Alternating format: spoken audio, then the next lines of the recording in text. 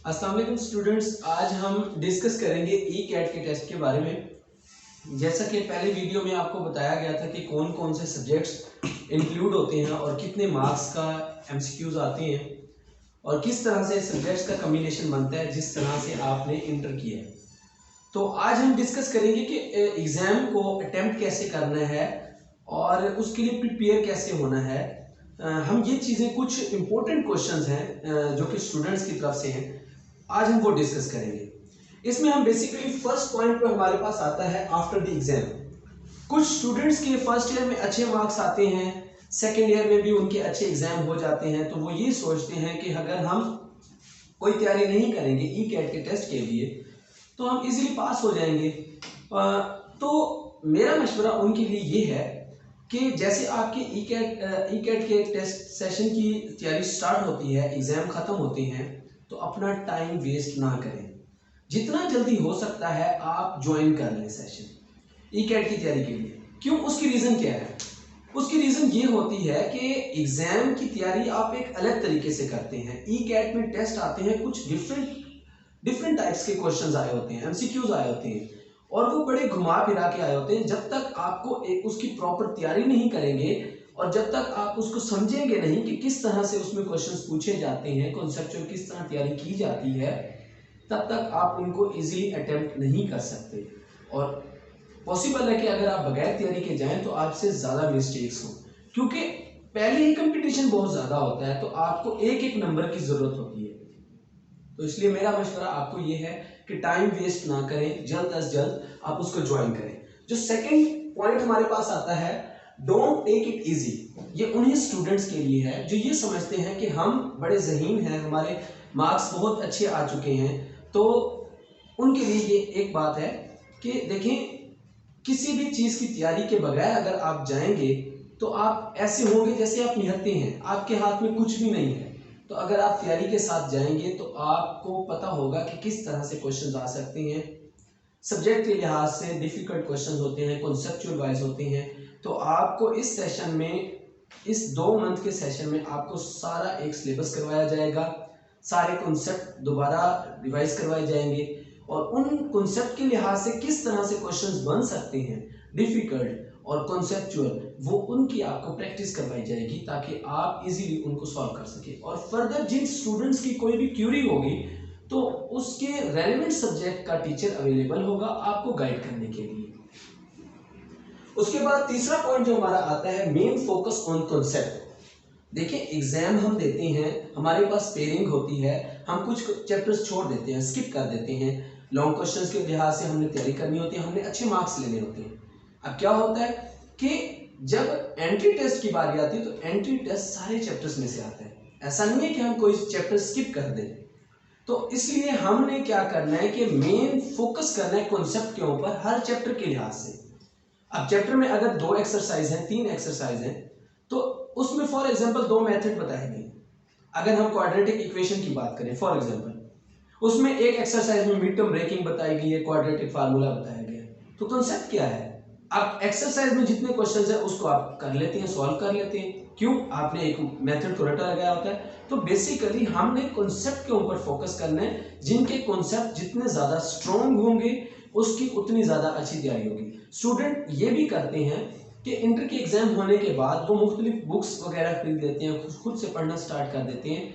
तो बेसिकली जो आपका पेपर बनता है आपकी बुक से बनता है, और जिनके कॉन्सेप्ट जितने ज़्यादा स्ट्रॉन्ग होंगे और क्वेश्चन को किस तरह से समझना है, असल में बेसिकली अगर आप क्वेश्चन को सही तरह से समझ लेते हैं कि क्वेश्चन में पूछा क्या गया है, तो आप राइट ऑप्शन चूज करने में आपके लिए वो काफ़ी हेल्पफुल होता है। नेक्स्ट हमारे पास पॉइंट है टाइम मैनेजमेंट। टाइम मैनेजमेंट के हवाले से बहुत से लोगों की वीडियोस आपको मिल जाएंगी और आपको काफ़ी ज़्यादा मशवरे भी मिलते होंगे। तो उसके लिए एक चीज़ मैं ऐड करूँगा। ये तो सबने कहा होगा कि टाइम मैनेजमेंट करने के लिए जी पहले जो इजी क्वेश्चंस हैं उनको आप पहले सॉल्व कर लो। बात तो ठीक है, लेकिन इसमें एक इशू है। इशू ये है कि टाइम खत्म होने के डर से और आपको आने की वजह से ओवर कॉन्फिडेंस नहीं होना। अगर आप ये सोचते हैं कि ये एमसीक्यू मुझे आता है और उसको आप जल्दी जल्दी रीड करते हैं और रीड करने के बाद आप टिक कर देते हैं, आपने राइट ऑप्शन कर लिया, लेकिन उसमें एक इम्पोर्टेंट बात आपने ये नहीं बोलनी कि जब आप किसी भी एमसीक्यू को रीड कर रहे हैं तो उसको ज़रा गौर से रीड करना है, उसको अच्छी तरह रीड करना है ताकि उसमें कोई मिस्टेक ना हो जाए। क्यों? क्योंकि उसके जो एमसीक्यू के आंसर होंगे वो कोई मिलते जुलते होते हैं। तो अगर आपने उसको सही तरह से रीड नहीं किया कि उसमें पूछा क्या गया है तो आप राइट ऑप्शन नहीं क्लिक कर सकते।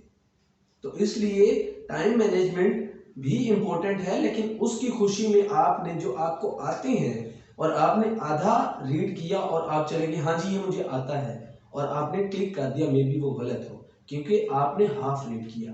मे बी हो सकता है कि अगली लाइन में उन्होंने आपसे कोई और चीज पूछी हो और उससे मिलती जुलती आपने टिक कर दी। तो इसलिए टाइम मैनेजमेंट जरूरी है, लेकिन उसमें इस बात का मस्ट ख्याल रखना। उसके बाद जो हमारे पास सेकंड लास्ट पॉइंट आता है वो है बिफोर टाइम।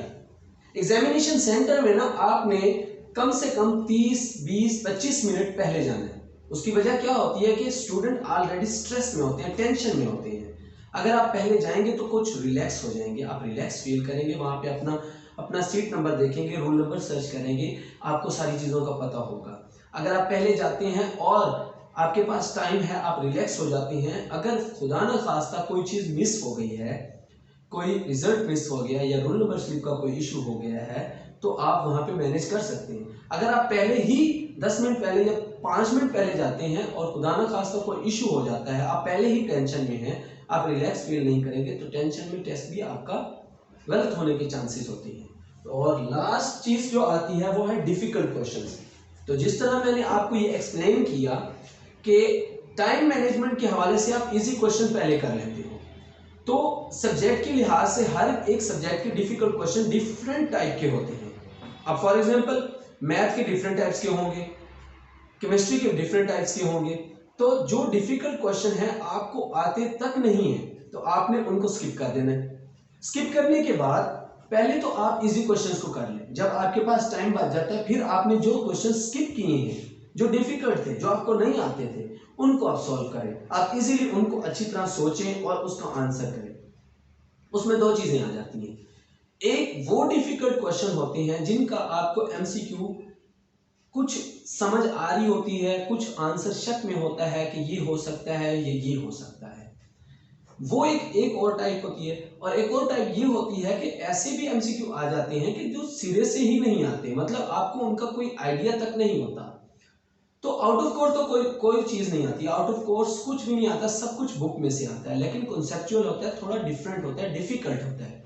तो उस तरह की आपको एमसीक्यूज की हम प्रैक्टिस करवाएंगे। अब पहली बात जो आपको शक वाली बेस होती है उसमें तो आप ये एलिमिनेशन मेथड भी यूज कर सकते हैं। किस तरह से? आपके पास 4 ऑप्शन होती हैं, आपने ये देखना है कि जी फॉर एग्जांपल मैं आपको बताता हूँ ABCD ये 4 ऑप्शन है। अब फॉर एग्जांपल आपने तो सबसे पहले क्या करना है कि आपने ये देखना है कि कौन सी ऐसी ऑप्शन है जो बिल्कुल नहीं हो सकती।